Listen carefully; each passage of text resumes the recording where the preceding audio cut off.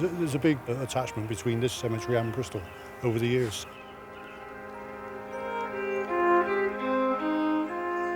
I've actually got family here, which apparently date back to 1774.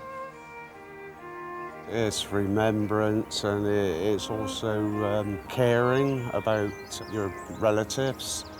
I came over from Calcutta and I made it a point to see Raja's tomb, and I consider it as a pilgrimage.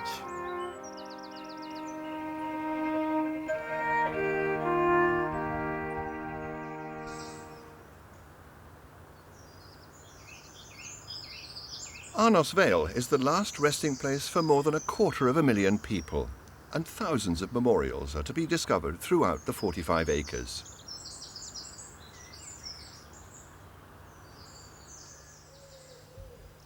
Some of the headstones have survived the centuries well. Some may need a little more attention. But each funeral at Arnos Vale was marked with appropriate respect. A young child, a sailor lost at sea, a dear wife, a much-loved father. But why does Arnos Vale have such a variety of memorials? In 1839, Bristol was a major centre of commerce with a newly opened floating harbour, and the new cemetery reflected the importance of the city. Local people would have been very excited by the opening of Arnos Vale. A number of people even went so far as to have their relatives moved from their current places of burial to the new cemetery. It was sort of a sign that you had the money and resources to do this, and that you were able to afford the best for your deceased loved one.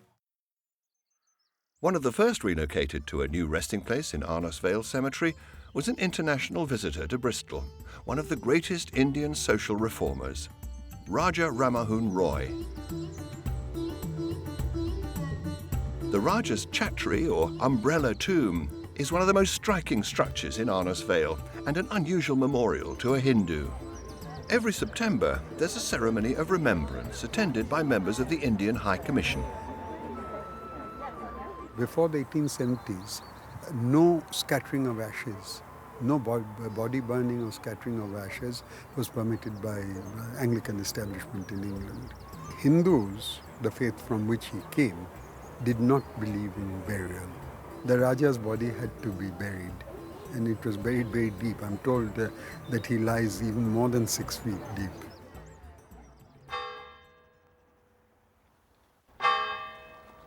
Through the 19th century, the cemetery grew in popularity as churchyards in the city of Bristol were closed under the pressures of increasing population.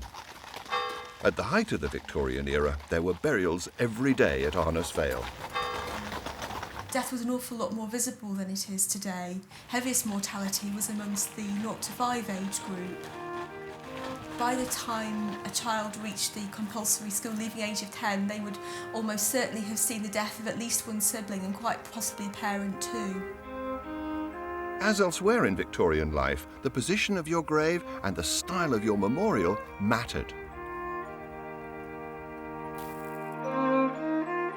Near to the front of the cemetery, along the main avenues, you've got the very sort of large, ornate monuments of the upper middle classes. Then as you go further back into the cemetery, you've got monuments which are still individual, but they're not in as accessible a location. When you get even further back, then you've got what are called guinea graves. For the sum of a guinea, which was quite a lot for your ordinary labourer to fund, you would at least get your name and dates on a shared headstone. The Victorians' choice of symbolism communicated more than their feelings of loss. Things like broken columns, draped urns, these are classical references. The family is showing off the fact that they are middle or upper middle class.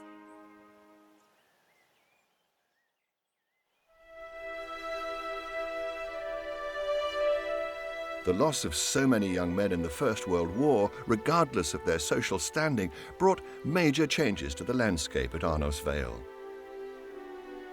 One of the amazing things really about the First World War and the really powerful impulse to provide a marked grave run by what was then called the Imperial War Graves Commission for every soldier who died was it meant that however poor you were, if you died for your country in the First World War, you actually got a marked grave. And certainly by the 20th century, there was more equality in death. The War Graves Commission was set up after the First World War as a royal charter to really make sure that the war dead were properly commemorated, not forgotten. So really here in Arnos Vale we have a mixture of War Grave Commission stones and also private memorials.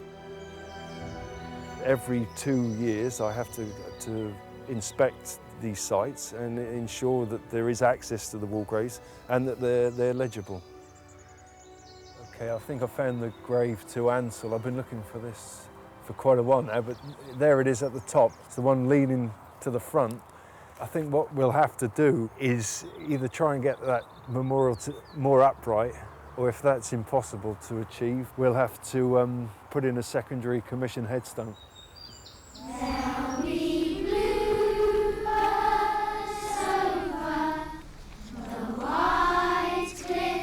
Nowadays, school children study both world wars.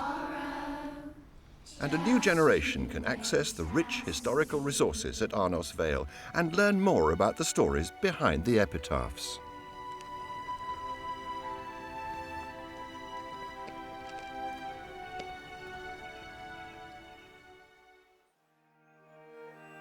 By the 1920s, Arnos Vale faced a crisis of space. A number of these private cemeteries, they're looking at their finances and they realise, how are we going to carry on going because we're not getting enough money in. We've still got to maintain the place, but there's not enough land left for new graves. So they hit on cremation as the answer. In 1928, the first crematorium in the southwest was opened at Arnos Vale. A columbarium was built to inter caskets of ashes. A cloister was established for memorial plaques. And gardens of rest were laid out to offer a peaceful last resting place for the ashes of the departed. It's a tradition that continues today. By about 1950, most people were dying in hospital, and the family didn't really want the body back home, take it to the morgue, to the funeral parlour, and this is when a kind of hands-off approach to death and dying was beginning to take hold. And that was the mood of the time, and that's why Britain came to cremate more than almost any other Western country.